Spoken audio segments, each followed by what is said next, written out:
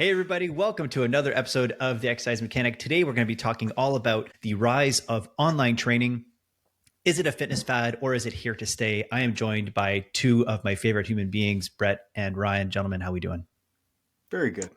Top of the world, man. Excellent. Yeah, top of the world because of the Jays result.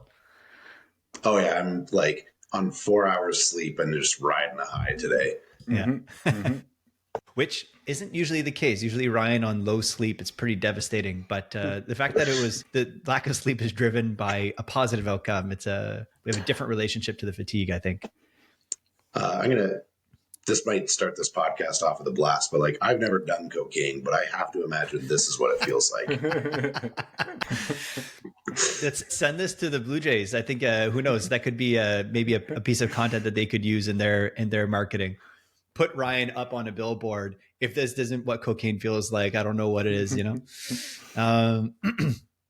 Jokes aside, with regards to the primary topic of today, which isn't cocaine, it's actually online training. Shocker. How do you guys feel about what I feel like has been very much since COVID? There's been a hockey stick moment with regards to the prevalence of online training services as well as online trainers. How do you guys feel about online training, generally speaking? And we'll start there. So I think it allows like a wider breadth of like potential influence. Like you can, depending on the services that you're offering, you have the potential of taking on many more clients and influencing more people. However, I think the depth of that influence can be a little bit limited when you're not there in person with them. And I think that it's going to continue to kind of like morph, like, even the services that exist now, I think are going to be very different in 5-10 years. Like we're probably going to see a lot more like AI, so long as the bubble doesn't burst between now and then, and some like different kind of services cropping up, I think.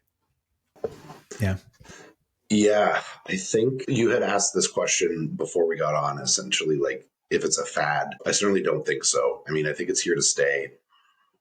I think we're going to continue to see kind of this meteoric rise in online training coaching services being offered. It honestly kind of reminds me to some degree where like personal training was maybe 15-ish years ago, where it was starting to become more and more popular just amongst kind of gen pop. Like trainers weren't just this thing that celebrities and athletes had anymore, but moms and dads and desk workers and everybody was starting to have a trainer. I think you're seeing that same thing kind of within the online coaching world, and this industry and sort of industry infrastructure growing alongside that demand. I think I don't want to say problem, but I think the challenge that we have right now is it's a little bit of the wild, wild west. So we look at PT nowadays, especially like in the corporate gym world, there's very similar structure with the way that a lot of these big gyms kind of handle their training teams, the way they handle education, the way they handle payment structure, education. There's been a little bit more of just consistency across the board, and people sort of figured out systems that kind of work for it. And, it'll continue to evolve as well, but I think it'll be more just tinkering on the periphery as opposed to like major foundational elements. I think that online coaching right now, we're still figuring out like what services actually work for people, what systems work within that. I don't know about you guys, but I'll speak for myself. Like the way that I've done my coaching business, both in terms of client facing and on the back end, has changed a ton in 2 years. And I know it's going to continue to change because I still feel like there are gaps in terms of how I manage my own systems, my own sort of client service. Like one of the big things I've thought about as well is, where is this balance point where one of the potential benefits for online coaching is, as a coach, you have the ability to scale your business in a way that you can't really when you're just working by the hour. But then where's that sort of intersection point of taking on enough clients and being able to scale your business before your service per client starts to decrease? And I think that that's a really difficult point for people to try to find, and all the variety of services that can be offered within that. Yeah, no, I agree with everything that that both of you guys said. You know, Brett, what you mentioned with this, one of the advantages being this added breadth of people that you can reach. And Ryan, you're kind of talking about that as well with like there's this scalability element, which is fantastic and very much ties into why people start personal training in the first place, which is start training because you want to help people. If you're fundamentally, if you're constrained by how many people you can see in person, now we have this extra medium that we can leverage to connect with people and help them. So I think that it's positive in that regard, or potentially positive. I think it depends on who's doing the influencing, perhaps. Um, Ryan, you touched on something that I think, how would I say, that I think I hadn't made that connection, but I think I would agree with you that if we look back to like where training was, let's say 15 to 20 years ago, I mean, definitely even like before I started, I think I'm in my 16th year now. Um, so prior to that, so 18 years ago or even more, I remember when Good Life Plaster Orleans opened, and I got like a free week or whatever, and I went in and I was like checking out the trainers as they were like working with their clients. The vibe was completely different. The whole vibe surrounding personal training was totally different, especially in comparison to where it is now. So I think that you're right with regards to, how would I say, that we're seeing kind of like this similar trend, which is that, I mean, online training, as much as it was something that people were doing for a long time before, it is so prevalent now, and it's never been this prevalent prior. And so this industry is very much kind of like in its infancy with the tools and systems that we have currently, and even maybe even the social buy-in. Like now people are willing to do it, and so now it's like, well, how do we adjust in this, chapter that we're in? And that feels really true, because to what you were saying, like the way the type of online training that I personally offer with my clients has evolved a ton since the beginning, and I'm sure it will continue to evolve as we try to kind of figure out what do people need, what do they want, how can we meet those needs at a price point that makes sense for all of the parties involved, et cetera. Yeah, and I don't know. I'd actually love to hear your guys' opinion on this. Because collectively we probably have, I don't know, 40 some odd years of training experience. Um, I felt like when I was an in-person trainer, so doing that full time for 11 years or so, certainly started on kind of the 5 year mark, and especially now I have a really, really good sense of what I can offer to a client during a training session, and training, my in-person training services. Very strong idea of sort of what my strengths are, what my weaknesses are, what's my scope of practice, what's not, how to navigate a client session, even from like point of contact, point of sale, all the way to the end. Very strong sense of what that looks like.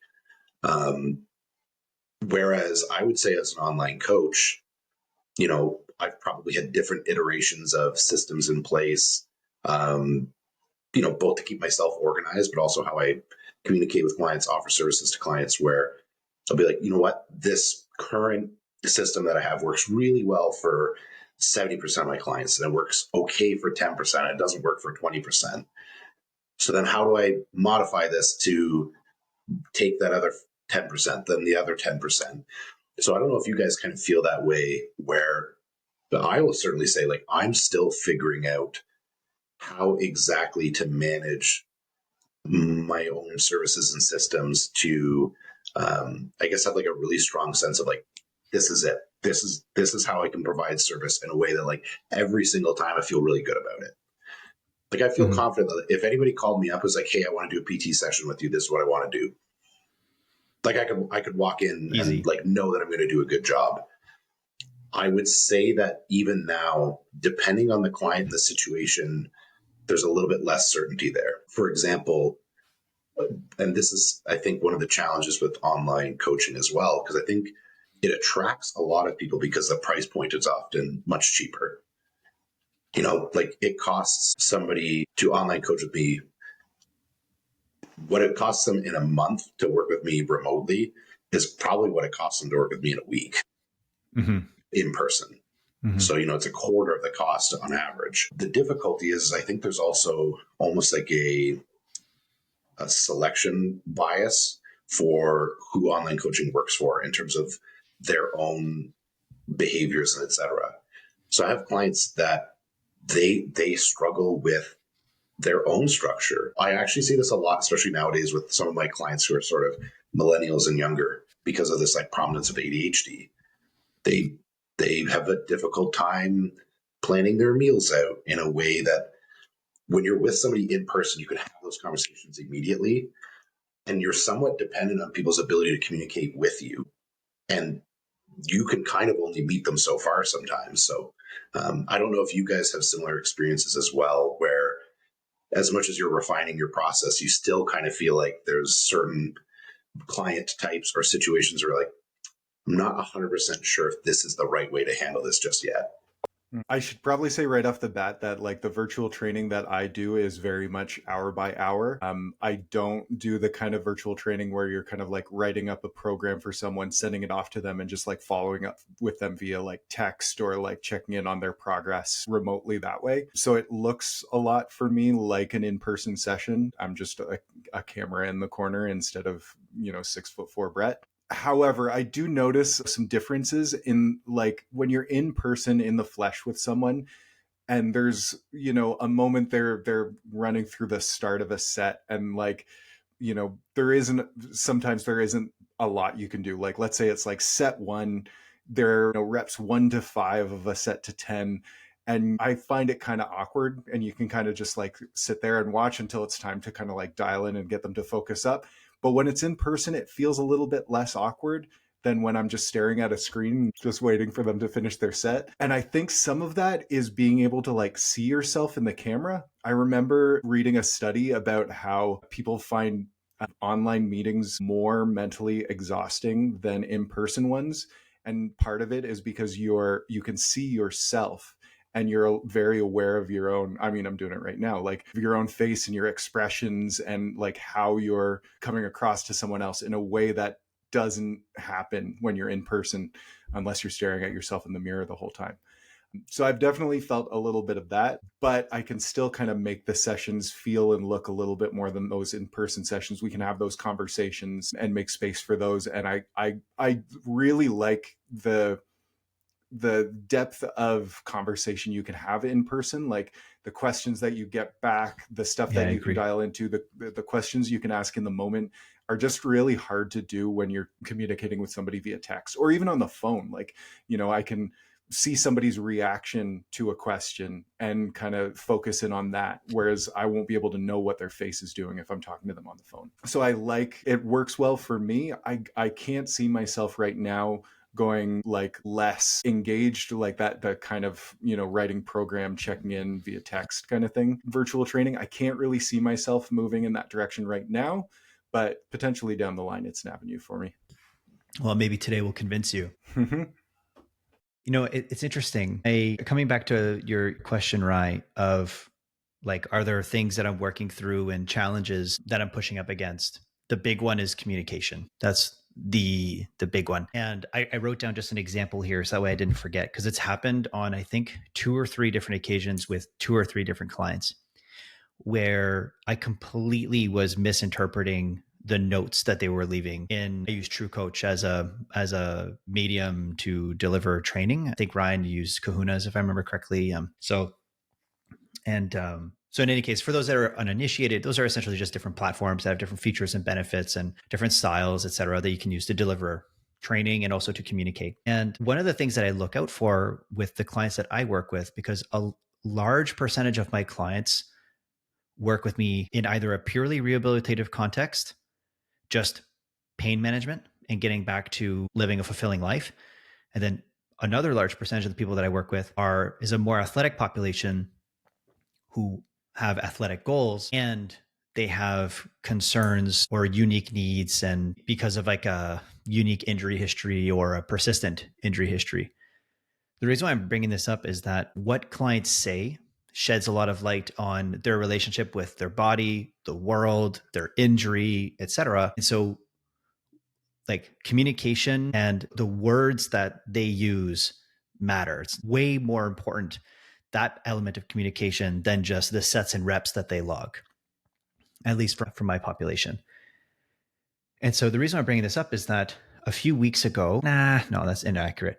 6-ish weeks ago, does that count as a few? I don't know. I had a call with a client and I was ready to kind of call her out on some stuff that she had said. And I'm really grateful that I asked some questions at the beginning of this conversation, because she then said, I've got a feeling that what I'm writing isn't being received by you in the manner that I'm intending. And I was like, tell me more. She was like, when I say these things, it's not because I'm like obsessing over details. I'm using it as a diary. I was like, so she's just writing things from like an emotionally neutral place just to like log stuff, because that's how her brain works. The way that I interpreted it is that I have this client who's incredibly kinesiophobic and is obsessing over all the fucking details. And I want her to worry way less about the details. And so I think that like that's some of the, and that kind of thing has come up, I think 2 or 3 times. So that's something that I'm learning to navigate. And because I find that when you communicate with people in person, things are a little bit more clear. It's easier to read someone generally because they're not just communicating verbally, they're communicating non-verbally, and you can kind of like place those things together. But through an app, when you don't have that, I found that challenging at times. Yeah, you guys both said something that I completely agree with, in this kind of topic of just communication with clients. I think one thing, obviously we all are coaches who value education, and I think we would all be a big proponent of educating clients along the way. And when you have an opportunity to spend 2, 3, 4, maybe 5 hours a week with a client, and it's one-on-one, you get to know these people really well. You have so much dialogue, and questions and conversations come up really organically. A client might do an exercise like, hey, why are we doing it this way? And then that'll facilitate a certain conversation. And there's like a rate of learning with that client that can happen really quickly, that those questions and those conversations just don't come up with the same frequency and like not the same level of detail, again, when you're so removed. So sometimes I will find, because I'll have a certain philosophy about how we should maybe do certain things. And I can expect a client to kind of like get caught up to speed at a certain rate if I'm working with them in person. And that can take longer sometimes when coaching them online. And the funny thing is, the clients of mine that were totally on the same page are clients I've had opportunities to see in person more often. Literally, my client Rosina just made a post today about certain things with how her like training style has changed over the years. And a large part of that is because I've had a big influence on it, and I see Rosina in person fairly frequently. So I know when I say certain things, like we're on the same page. Like I want her to train a certain way. When we have certain conversations, we're speaking the same language, as opposed to trying to translate things, which just kind of bogs that whole process down. The other thing I was thinking as well, because and in ET, I'm sure that you have faced this. This is a situation, I'm going through it currently with a client, but it's something that comes up. When you have a client who's dealing with some kind of issue, minor injury, major injury, whatever, and they're seeing another health practitioner of sorts. So first of all, especially if they're in different parts of the world, I don't know what that practitioner's capability is, or at least maybe what their philosophies are. And there are certain, how do I phrase this? Certain ideas that are very old school that I think are very limiting. A lot of the fear mongering, etc. And it's so commonplace in kind of the rehab world. And the difficulty is they're seeing, say, this physiotherapist in person once a week. And I'm only texting them or maybe having, like, I've actually booked calls with people so we can talk about things in person. So I have a client right now who's, he's dealing with, you could call it kind of sciatica, but it's somewhat nondescript low back pain. Comes up every once in a while, but like he still trains. His back flares up on occasion. And I will get the communication from his physio via my client. And, his physio is like making him afraid of like butt wink in the bottom of a squat. And just a variety of things like that. And it is difficult sometimes to be like, I know if I was spending 3 hours a week with you, we could talk about this a lot more and we could be more on the same page and be like, maybe this isn't something that I need to be afraid of.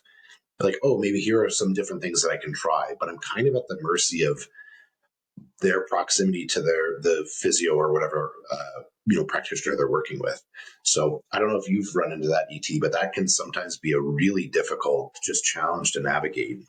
Yeah, I've ran into that more than I would care to admit. The hardest moment that I pushed up against that was that a client that I was working with, her physio was a family friend, so attached to this person, and this person was just no SIBOing this client of mine and just saying things that just I thought were completely ridiculous, and some things that are just objectively ridiculous, I think. And I actually had to confront them, which was really not comfortable. And it was challenging to do in a manner because I wanted to preserve both relationships. Ideally, like I don't want to like throw her friend under the bus, but that was something that was challenging. And and I guess like how to deal with that. I think that Et, go ahead. if you Yeah, don't yeah. mind, how did you like approach that conversation? Like, did you come in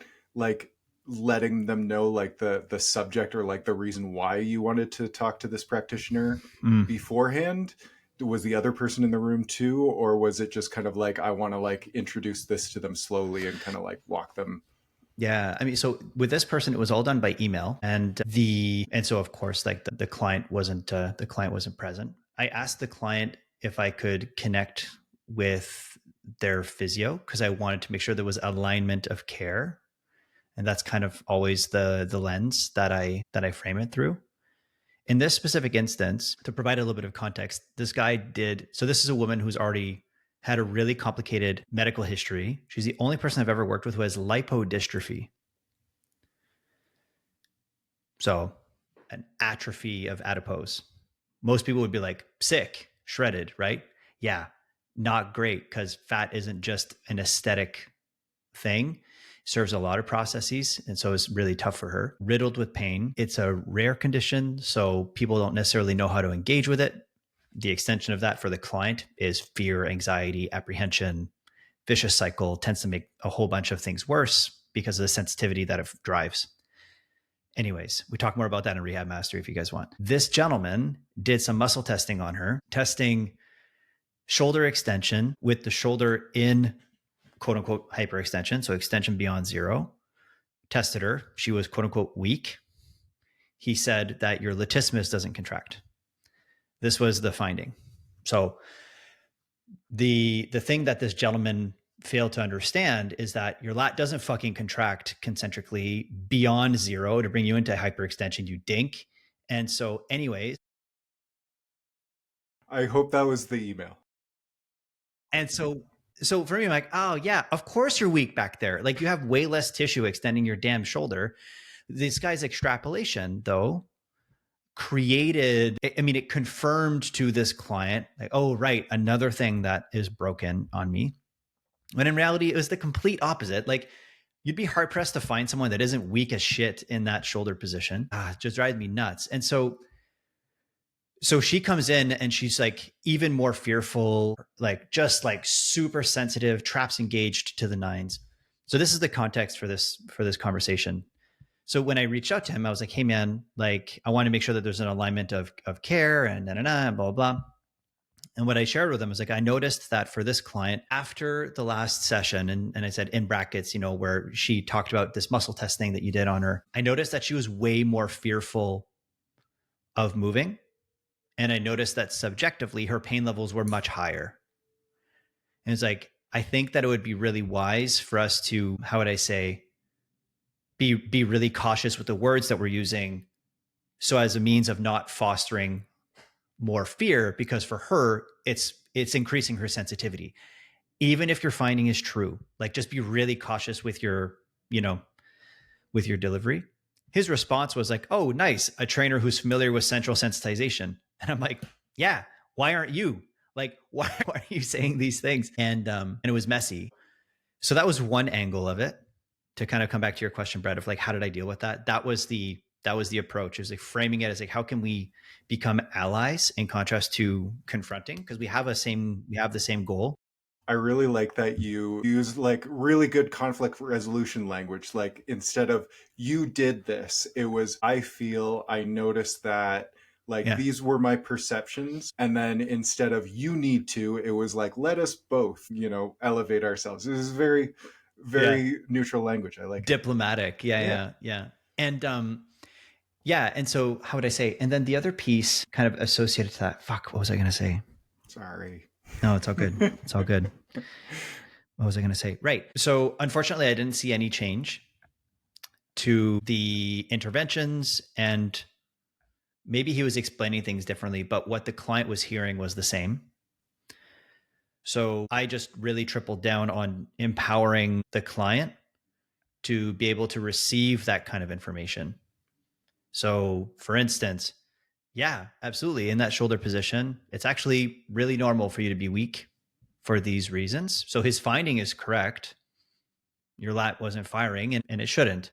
And then, so like there was like that. And so kind of talking about the mechanical stuff, trying to get her to believe in her resilience and just really tripling down on creating contexts that proved to her how strong she was.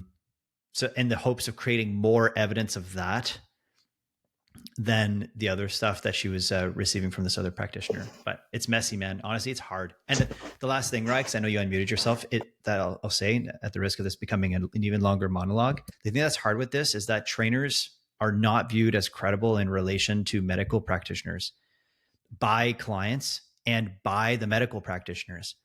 And so it makes it really challenging to have these conversations because the physios or other, not just physios, but other medical practitioners, in my experience, get really defensive when I give them feedback. Even if I'm trying to be as, diplomatic as possible, I still find that there's a lot of defensiveness.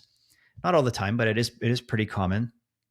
And then also there's a lot of clients that are just not even willing to hear what you have to say because they have their physicians and they work with them. So it's tough, man. I don't know. I don't have a concrete answer. So I actually think that your story and how long your Sorry. story was. No. Listen to it on 1.5x, folks. I think what you're saying there actually is a really good segue, or, looping back to what we were talking about. Where do you find this balance point of managing kind of an appropriate client workload and time? So like ballpark, in terms of talking to your client, talking to their physio, brainstorming, all that, like what would you estimate the time commitment was for that? Just You for spending that time one thinking, thing? just that single thing. That's a really good question. I don't know, like an additional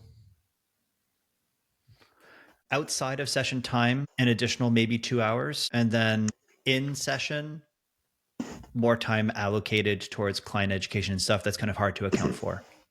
So let's say just that one client, an extra 2 hours. So this is where I think maybe this is something that could be informative for people that want to make online coaching a full-time career.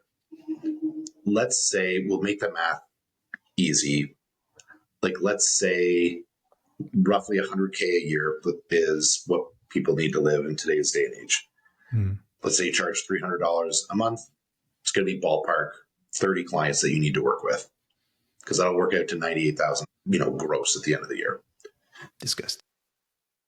So you've got 30 clients, let's say on average, and I'm going to remove, because there's going to be admin time that you need in there, though, working in your business or on your business, as you guys said. So there's time that you need to allocate in your work month to market, do admin, billing, bookkeeping, etc. So let's say with 30 clients, it averages out 3 to 4 hours a month per client. I'll say 4. So there's 120 hours of just client work, excluding any other work that you're doing within your business. Marketing, content creation, etc. Yeah. Let's say you have 20 of your clients, you have a situation like that, and you give a shit and you want to like invest in them. Another 20 clients, an extra 2 hours a month, there's an extra 40 hours of work. And the difficulty is Like, what's the number one complaint that you hear from people about their online coaches? They ghosted me. They didn't communicate with me enough. Yeah. They gave me a plan. And so there's this balance of how do you need to invest enough time and energy into your clients. They need to feel cared for. You need to do a good job with them. But there's a breaking point of you start spending so much of this additional time with each and every client, depending on these issues that come up. Like, at what point do you kind of draw that line? Right? Like, I think that's a really difficult thing to manage from just like a business owner standpoint. Totally. Like, I don't have the answer for that. Yeah. I mean, I think That's really it's trial and error, bro, you know, cause like at that point I would be like, yeah, you're not charging enough. Like you just you can't have a roster of 30. You need a roster of 20. And there's going to be weeks and months where everything's hunky dory and everything's fine and everyone's happy and your workload is easy. And then there's going to be other times where it's going to be really demanding because of the demands of clients. I talked about this when we had, no, sorry, this wasn't when we hosted Paul O'Need, but Paul O'Need had me on his pod as well. And or maybe it was on ours, I can't remember. But in any case, we talked about one client that I was working with who's on the spectrum. And because of everything that she was going through, connective tissue disorders, really like lots of like, it's not medical trauma, it has a different name that I'm forgetting now. But anyways, a type of stress that she had experienced because of just really bad care. I was like, I can absolutely fucking help this person. Like, sign me up because I know I can help this person. And I did. I'm really proud of the impact I had on her. But there were some weeks where, like, for at least a month, either every week or 3 times a month, we would spend, like, without exaggerating, 3 hours on the phone, 4 hours on the phone, and just like working through all of the fears that this client had revolving around abandonment and like just it was really heavy. And like fortunately this was when my wife was overseas and I was still living in Ottawa because I had just a ton of time and no one I was irritating by staying up late on the phone with this other woman on the other side of the world. um and and uh and honestly I wouldn't do anything differently. I would absolutely go back and I would do it exactly as I did it because of the outcome that it had for this person. But like that was the reality of what it took for her, where like there was at least 1 month, but I would say a few months where, you know, 3 to 4 times a month we were on the phone for 3 to 4 hours at a time because of a meltdown, you know? And if she listens to this, none of this is an attack, but just like, you know, it was really like things were really challenging. So to your point, I think that comes you can never know, like if you're going to create a business, you can never know what's going to work until you take something and you apply it and then you get feedback. So in this instance, it would be like, fuck, I'm drowning in work when it comes to programming, getting back to people and taking care of people. Like this is too much. Okay, well, I need to reduce my workload or my client roster because otherwise I can't take care of people. But if I do that, I can't put food on the table. So how do I navigate that? Well, I need to increase my rates. And so then in doing that, maybe you change your offer also. Like maybe there's ways to add value to the clients, you know, so it's, I don't know. But it's iterative. It's 100% iterative. And And I it's a think tough thing. it's important to keep in your mind too that that's not failure, it's adaptation. Because I Yeah. know in my head, like as soon as I'm required to make a change that feels like going backwards, it's like you blew it. But it's not. That's just kind of like the nature of business. It's all forward. It's always gonna happen like that. Like you know, I worked with a guy who's a painter, a very good painter. At one point in his career, he had a big team around him, was sending people to multiple sites, but he found that he couldn't control quality the way he could when it was just him working. So he downsized. He's now a crew of one, still owns the business, still does incredible work, and but he is like sought out because he is so good and can control that quality. And so to the outside, it looks like he went backwards. Like he had a huge team, two groups going out around the city painting, and he clawed it back to one. You know, from a business point of view, that is like, you know, nothing but backwards. But, you know, he is one of the best painters in the city. So like those adaptations are sometimes required for the business that you want. No doubt. I think another thing too, I guess maybe to add a different perspective or maybe an alternative just solution for coaches and trainers. I also think you can have some sort of hybrid model. Like this was something I kind of learned. That's what I'm doing now. Yeah. Yeah. And like initially, I'm sure you guys went through this too. I had ideas of what going into business for myself would look like, and it's been basically none of what I thought it was going to be. And part of that was I was so burnt out from training one-on-one 150 hours a month for a decade that I was grateful to not have to do that at first. And I know for myself, we've talked about this, I think, ET sort of off air. Progressively, as I'm getting older, I'm actually realizing how much I don't like being on my phone all the time. And the nature of the work that we do, you're on our phone all the time. So it's, again, how do you find this balance? And I have sort of been very privileged where, I have sort of an online client roster, a select few people that I see in person. And then, the exercise mechanic, which I'm banking on, we blow this shit up over the next couple of years. But yeah, come on. I mean, there's the calendar. You look at the course calendar, folks. 2026, we're planned. We're just waiting on the green lights. But yeah, so then, kind of realizing as I've gone along where honestly, I don't want to be somebody that has 50, 60, 70 online clients. You're texting fucking nonstop. And it's damn near inevitable. Unless you're like Apollo Need, who I think is a bit of a psychopath with his systems. And I mean that in the most endearing way possible. I think it's probably an inevitability when you have just that sheer number of clients, things fall through the cracks. I hate that feeling.